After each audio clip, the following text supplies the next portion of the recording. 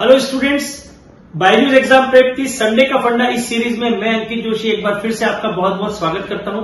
Students, आज का हमारा टॉपिक है डायरेक्शनल डेरिवेटिव और ग्रेडियंट।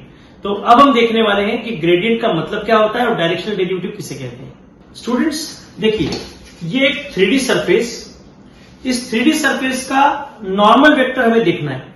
तो जिस पॉइंट पर आपको नॉर्मल ड्रॉ करना है, सबसे पहले तो आप उस पॉइंट को सिलेक्ट कर लेंगे। तो आपने एक पॉइंट सिलेक्ट कर लिया, उस पॉइंट पर ये नॉर्मल वेक्टर हमारा बन गया।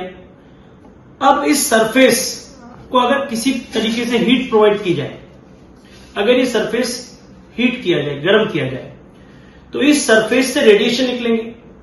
तो इस सरफेस से जो रेडिएशन होंगे वो एक फील्ड जनरेट करेंगे और उसको हम कहेंगे कि now this surface is a field. तो इस फील्ड का मैक्सिमम इफेक्ट किस दिशा में होगा? इस फील्ड का मैक्सिमम इफेक्ट इस फील्ड की नॉर्मल दिशा में होगा, यानी कि इसकी परपेंडिकुलर दिशा में होगा। तो मैथमेटिकली ये नॉर्मल कैसे कैलकुलेट करते हैं, परपेंडिकुलर दिशा कैसे कैलकुलेट करते हैं? किसी सरफेस की नॉर्मल दिशा या फिर किसी फील्ड के मैक्सिमम इफेक्ट की डायरेक्शन, दोनों सेम होती है। ये कैलकुलेट कैसे करते हैं? ये कैलकुलेट की जाती है ग्रेडियंट की मदद से। तो अगर हम इस सरफेस को डिनोट करें फाई से, तो ग्रेडियंट फाई इस सरफेस का नॉर्मल वेक्टर होगा या फिर इस फील्ड के मैक्सिमम इफेक्ट की डायरेक्शन होगी। हेलो स्टूडेंट्स, आज हम देखने वाले हैं कि ग्रेडियंट क्या होता है और डायरेक्शनल डेरिवेटिव क्या होता है। तो सबसे पहले मैं आपको बताऊंगा ग्रेडियंट। स्टूडेंट्स, अगर कोई भी 3D सरफेस है तो उस सरफेस का आपके पास में स्केलर फॉर्म में इक्वेशन होगा, उसको हमने फाई से डिनोट कर लिया। उस 3D सरफेस का ये 2 डायमेंशनल व्यू है, उस 3D सरफेस का ये 2 डायमेंशनल रिप्रेजेंटेशन है। तो स्टूडेंट्स, इस 2 डायमेंशनल सरफेस पर हमने वो पॉइंट सिलेक्ट किया जहां पर हम नॉर्मल ड्रॉ करना चाहते हैं, इस सरफेस का परपेंडिकुलर ड्रॉ करना चाहते हैं। तो ग्रेडियंट फाई इस सरफेस का नॉर्मल वेक्टर होगा। तो इस सरफेस पर हमने एक पॉइंट ले लिया P, तो P पॉइंट पर नॉर्मल वेक्टर यानी कि ग्रेडियंट फाई कैसे निकालेंगे मैथमेटिकली? तो मैथमेटिकली ग्रेडियंट फाई कैलकुलेट करने का एक्सप्रेशन आपके सामने है। डेल ऑपरेटर आप बहुत अच्छे से जानते हैं। डेल ऑपरेटर का simple multiplication scalar function phi के साथ जब होगा तो आपको मिलेगा gradient of phi. So gradient phi represents normal to the surface phi, where phi represents a scalar surface. Directional derivative, gradient phi क्या था? ग्रेडियंट फाई सरफेस फाई पर नॉर्मल वेक्टर है। सरफेस फाई पर नॉर्मल दिशा में vector है gradient phi. इस gradient phi का प्रोजेक्शन किसी ऑब्लिक दिशा में, किसी इंक्लाइंड डायरेक्शन में, ये होता है डायरेक्शनल डेरिवेटिव।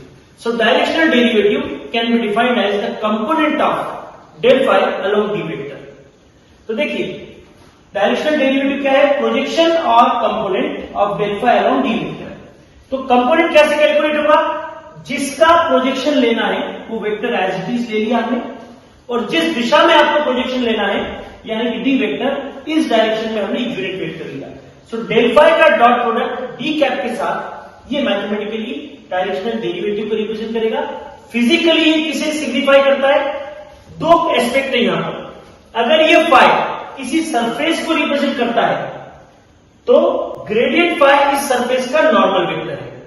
अगर ये फाई किसी फील्ड को, स्केलर फील्ड को रिप्रेजेंट करता है तो ग्रेडियंट फाई इस फील्ड के मैक्सिमम इफेक्ट का डायरेक्शन है।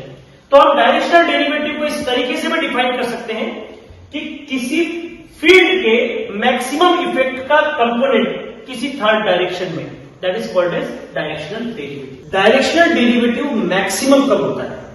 तो स्टूडेंट्स, डायरेक्शनल डेरिवेटिव मैक्सिमम होने की कंडीशन होती है, जो हमने बात की थी ऑब्लिक डायरेक्शन की, वो डायरेक्शन होना चाहिए डेल फाई कैप। यानी कि हम ये कह सकते हैं कि डायरेक्शनल डेरिवेटिव डेल फाई की दिशा में मैक्सिमम होता है।